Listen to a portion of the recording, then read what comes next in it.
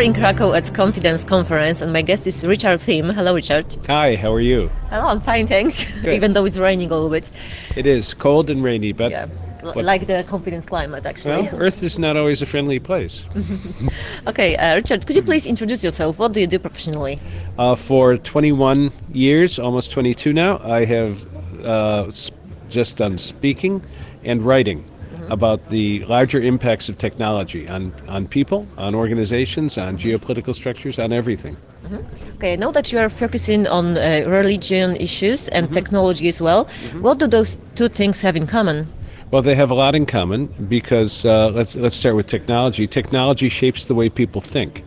They usually notice it when a new technology changes how they think, and then they forget it. You don't come in and say, "Oh, we're using the power grid today." You just assume the lights go on. You take for granted the technologies that have become the background of your life. But when they're first introduced, they change everything about your life, including what it means to be a human being, including the cultural and social and thought worlds that we inhabit. An ethic word. Now, religion is one of those cultural and social and thought worlds that we inhabit. And I used to be an Episcopal clergyman. I did that for 16 years. And in the early 1980s, playing with an Apple II computer, I had an insight into how computing, if it went the way I thought it would change religion. And because I was in a religious structure, I began writing and speaking to those themes, because who we think we are, who we think God is, not who God is, but who we think God is, how we frame our religions, how we organize our dogmas and doctrines, all of those are functions of our technology. So that people don't usually recognize how much the current religions that we all recognize, all of them, emerged with writing. And writing turned flesh and blood human beings into text. And then we interacted with the text. That eliminated all of the religions that had developed in oral cultures. Well, the printing press did something similar, and electronic communications is doing something like that again. So I saw that it was as big an issue for religions as the printing press and writing and even speech before had been. And so I began addressing those issues. And the religious world, bless its heart, is a little slow to pick up on new innovative technologies.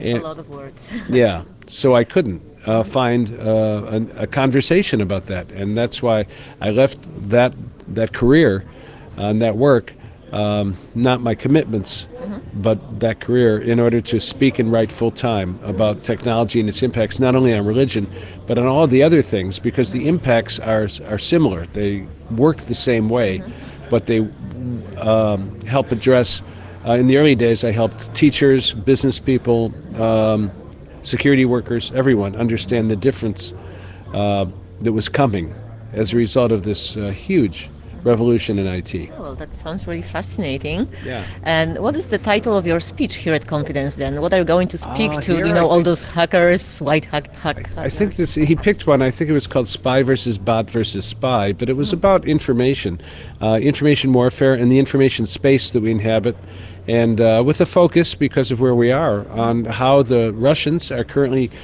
doing such a good job at propaganda, at mastering the information space, at saturating their own people. And that required me to show how, since World War II, that information space, propaganda, disinformation, misinformation, is the water in which we all swim. And so the project of understanding what's real begins with understanding how the structures of information and communication alter and can be manipulated to make a big difference. So I tried to keep it focused on what was most relevant, because we're not that far from Ukraine and Russia here. And you can hear the boots on the ground almost. Yeah. Exactly. You're the active writer. What was your last publication about? Well, the last book, I have a new novel called Foam coming out this year, but I'll talk about the one that was issued a couple of years ago. It was a team effort headed by Mike Swords and Robert Powell it was called UFOs in Government, a Historical Inquiry.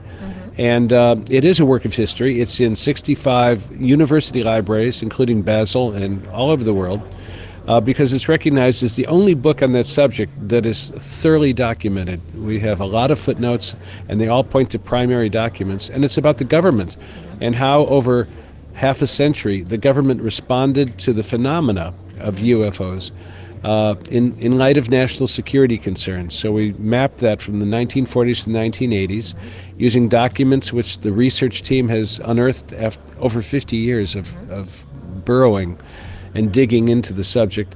And we stay focused on the government because that we can document.